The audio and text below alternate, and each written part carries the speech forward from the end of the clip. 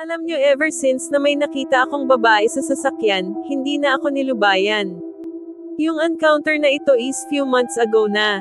May dala akong sasakyan noong time na yun sa bahay ng boyfriend ko. Pauwi na ako, and since medyo nahirapan ako ilabas yung sasakyan dahil masikip siya ang pinag-atras ko. Habang ina-atras niya ang sasakyan ko doon, ako pamwesto sa harapan niya para tingnan din kung sisayad ba sa pader, and habang nagre-reverse siya, biglang may babaeng nakasuot ng itim na nakatingin sa akin directly.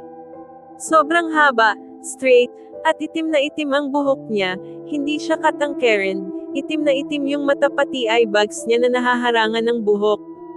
Ang pwesto niya ay nasa shotgun, tapos medyo nakalin siya sa balikat ng boyfriend ko. Sinabi ko yun sa boyfriend ko and parents niya. Sinamahan ako umuwi ng parents niya, convoy, while yung kapatid niya naman is kasama ko sa sasakyan ko. Pinagbawalan muna yung boyfriend ko lumabas.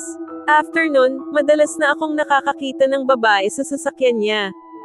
Recent encounter is noong nakarating na kami sa bahay dahil hinatid niya ako, gabi na, pagkababa ko ng sasakyan niya may nakita na naman akong babaeng nakaputi na nakaupo sa backseat.